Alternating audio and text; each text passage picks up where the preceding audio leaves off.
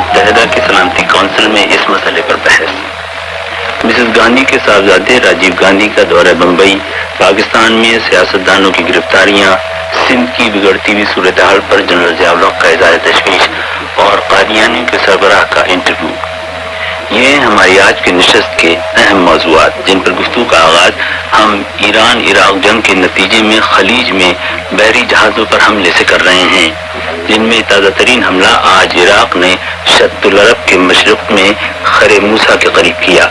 فوجی حکمراں جنرل ضیاء الحق نے حال ہی میں صوبہ سندھ میں امن و امان کی بگڑتی ہوئی صورتحال پر اظہار تشویش کیا۔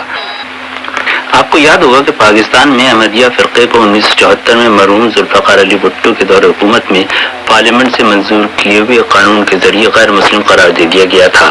اب موجودہ حکومت نے پچھلے مہینے ایک آرڈیننس جاری کیا جس کی روح سے پاکستان میں رہنے والے احمدیوں پر یہ پابندی عائد کر دی گئی ہے کہ وہ نہ صرف یہ کہ اپنے کو مسلمان نہیں کہہ سکتے بلکہ اذان بھی نہیں دے سکتے، اور نہیں ان کی عبادت گاہوں کو مسجد کہا جا سکتا ہے۔ احمدیہ فرقے کے سربراہ مرزا طاہر احمد آج کل لندن میں ہیں اور BBC کو ایک خصوصی انٹرویو دیتے ہوئے انہوں نے محمد غیور سے بات چیت کی، جنہوں نے ان سے پہلا سوال یہ کیا کہ حکومت پاکستان کے نئے آرڈیننس پر ان کا کیا رد عمل ہے۔ سب سے پہلے تو یہ بات سمجھ میں آ نہیں سکتی کہ اس قسم کے آرڈیننس کو لیگل ڈاکیومنٹ یا قانون قرار دینا کس طرح ممکن ہے، کیونکہ بنیادی انسانی حقوق میں مداخلت اور اس قسم کی کھلی اور پھر ایک ایسا انقلابی واقعہ ہوا ہے اس نئے دور میں جس کا دنیا نے نوٹس نہیں کیا۔ اور تعجب ہے کہ ہیومن رائٹس کی خاطر آواز دینے والے ایک ایک آدمی کو سفرنگ ہو تو وہ شور مچا دیتے ہیں۔ واقعہ یہ ہوا ہے کہ پہلے سچائی نکلوانے کے لیے ٹارچر کرتے رہے ہیں لوگ، اس کے خلاف بھی آواز اٹھاتے رہے ہیں لوگ، لیکن اب یہ ٹارچر ہے جھوٹ نکلوانے کے لیے، یعنی اس بات کی سزا دی جائے گی کہ تم سچ کیوں بول رہے ہو۔ میرا مذہب جو ہے وہ تو میں بہتر جانتا ہوں، اگر میں اپنے مذہب کو اسلام سمجھتا ہوں تو جب تک مجھے سمجھایا نہ جائے کہ تمہارا مذہب اسلام نہیں ہے اور میں سمجھ نہ جاؤں، اگر میں کہوں گا کہ میں غیر مسلم ہوں تو جھوٹ بول رہا ہوں۔ لیکن یہ کہ آپ کریں گے کیا؟ ہم نے جو کیا ہے وہ تو وہی ہے جو مذہبی جماعت کو کرنا چاہیے، ہم ایک سیاسی جماعت تو نہیں ہیں، اور ہم پورا یقین رکھتے ہیں ایک زندہ خدا میں جس نے ہمیں پہلے کبھی بھی نہیں چھوڑا۔ یہ پہلا واقعہ تو نہیں ہے، 100 سال سے ہم مظالم برداشت کر رہے ہیں اپنے ایمان کی خاطر، اور نہیں ٹلے وہ بات سمجھنے سے اور یقین رکھنے سے جس پہ ہم یقین رکھتے تھے۔ تو ہمارا رد عمل یہ ہوا کرتا ہے کہ ہم خدا کی طرف جھکتے ہیں۔ چنانچہ اس آرڈیننس کے بعد ایک رد عمل تو یہ ہوا کہ ہر احمدی مسجد سے اس قدر گریہ ازاری کا شور بلند ہوا ہے کہ اذان کی کمی اس گریہ ازاری نے پوری کی۔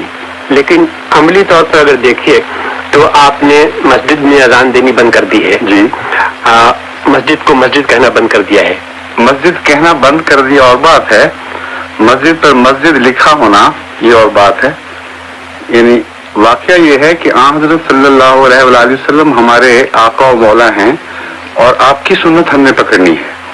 آپ کے زمانے میں ایسا دور بھی آیا کہ بلند آواز سے اللہ اکبر نہیں کہہ سکتے تھے مسلمان، اور دار ارقم میں چھپ کر عبادت کیا کرتے تھے۔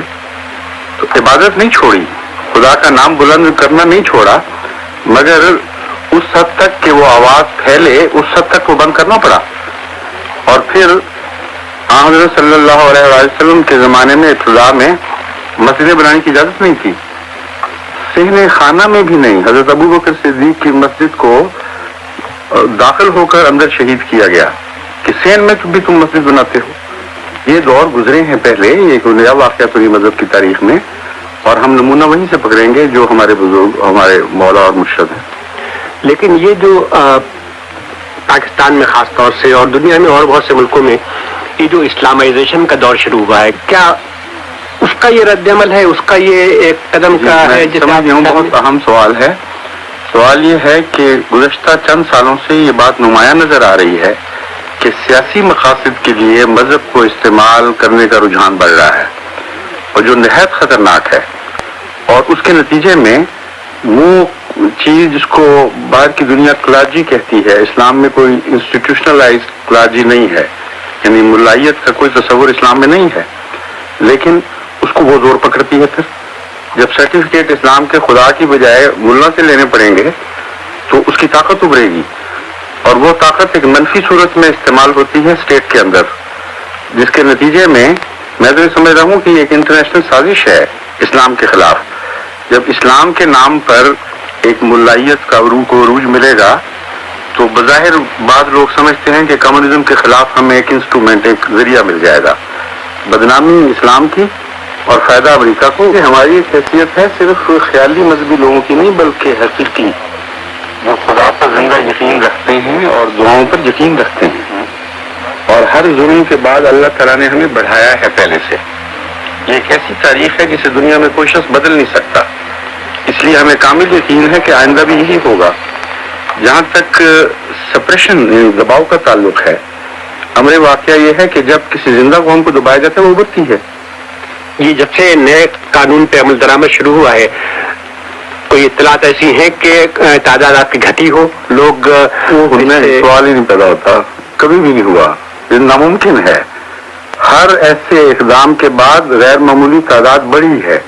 چنانچہ 74 کے بعد سب سے بڑی تکلیف تو یہ تھی بعض مخالفین کو کہ ہمیں نارتھ مسلم کہہ دیا، غیر مسلم قرار دے دیا، اور اتنی اونچی دیوار کو پھلان کے لوگ احمدیت میں پہلے سے زیادہ آ رہے ہیں. یہ اگر فکر نہ ہوتی ان کو تو اس اقدام کی کوئی ضرورت نہیں تھی. تو اصل بات ان کا یہ اقدام ثابت کر رہا ہے کہ ہر روک کے بعد ہم زیادہ قوت کے ساتھ پھیلے ہیں. اچھا، یہ 74 میں سب سے پہلے یہ آپ کو آپ کے فرقے کو غیر مسلم قرار دیا گیا، اور اس وقت آرڈیننس جاری کیا حکومت نے. اس وقت یہ پارلیمنٹ کی کارروائی تھی، پارلیمنٹ نے منظور کیا، جیسے کہنا چاہیے کہ یہ عوام کا فیصلہ تھا اور وہ پارلیمنٹ منتخب تھی. تو آپ اب جو آپ کے پر الزام لگایا جاتا ہے وہ یہ کہ آپ عوام کے فیصلے کو کے خلاف جا رہے ہیں، خلاف ورزی کر رہے ہیں.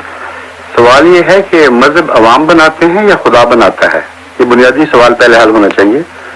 اگر مذہب میں عوام کے فیصلے چلیں تو دنیا کا ہر نبی اپنے وقت میں جھوٹا ثابت ہو جائے گا، کیونکہ عوام کی ہر نبی کے وقت عوام کی اکثریت نے اس کے خلاف فیصلہ دیا، اس لیے بالکل بے معنی اور لغو بات ہے. دوسرے یہ کہ عوام کو یہ حق تو ہو سکتا ہے کہ وہ کسی کو کچھ سمجھیں اور اپنے قانون میں لکھ دیں، لیکن یہ کیسے حق ہو سکتا ہے کہ کسی سے یہ حق چھین لیں کہ وہ اپنے آپ کو کچھ سمجھے؟ یہ دو بالکل مختلف چیزیں ہیں. یعنی اگر کوئی کسی کو کتا کہہ دے تو آپ کہہ دیں گے حق ہے اس کو کہہ دے کتا، لیکن اس کے بعد اس کو یہ کہیں کہ تم کتوں کی طرح زندگی بسر کرو، یہ کیسے حق مل گیا؟ یا ساتھ کہیں کہ بھونکو بھی اب، تو وہ تو نہیں بھونکے گا انسان. اس لیے عوام کا حق اپنی جگہ ہے اور فرد کا حق اپنی جگہ ہے، اور ان دونوں کی حدیں ہیں جن کو قرآن بھی قائم کرتا ہے. ہر دنیا کا مذہب اور ہر انسانیت کی بنیادی قدریں ان کو ان کی حفاظت کرتی ہیں. اچھا، آپ کے فرقے پہ یہ بھی مرزا صاحب الزام لگایا جاتا ہے کہ آپ فوج میں اپنے جڑیں بنا رہے ہیں اور بیوروکریسی میں جڑیں بنا رہے ہیں اور اس طرح سے پاکستان کی بنیاد کو ختم کرنا چاہتے ہیں. اس سے بڑا جھوٹا الزام تو ہو ہی نہیں سکتا، کیونکہ پاکستان کی جو جنگیں ہوئی ہیں پچھلی، ان میں جو جنگ کے ہیرو یہ موجودہ فوجی حکومت اس کا انکار نہیں کر سکتی.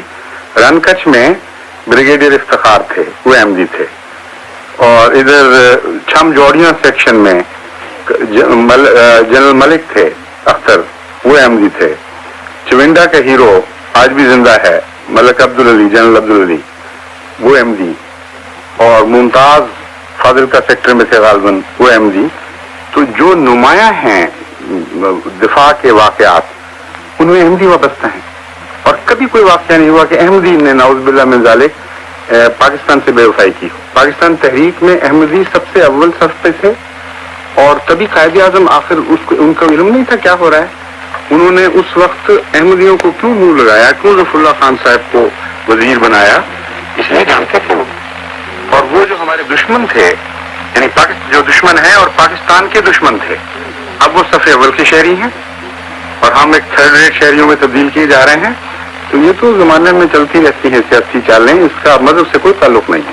اچھا، صرف آپ کی جیسے آپ نے فرمایا پاکستان ہی میں آپ کا فرقہ نہیں ہے، پاکستان سے باہر بڑی تعداد ہے، ان میں مسلمان ملکوں بھی ہوں گے؟ جی، مگر کم.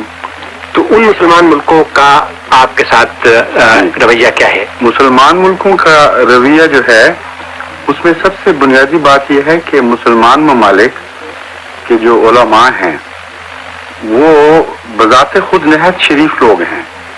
اور وہ اس قسم کا ملا نہیں ہے جو ہندوستان میں پیدا ہوا ہے، لیکن بدقسمتی سے پاکستان اور ہندوستان سے ایک خاص قسم کے علماء نے جا کر ان کو یک طرفہ اتنا زہرناک کر دیا ہے کہ ہمیں چونکہ جواب کا موقع نہیں اور وہ یک طرفہ باتیں سنتے ہیں، اس لیے رفتہ رفتہ ان میں منافرت بڑھتی چلی گئی۔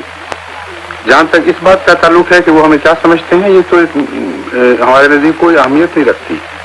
مذہب میں تو یہ اہمیت ہے کہ اللہ کیا سمجھتا ہے، جس کی روح جان دینی ہے۔ خدا کے دربار میں تو کوئی مولوی نہیں بیٹھا ہوگا فتویٰ دینے کے لیے کہ میں اس کو یہ سمجھتا تھا۔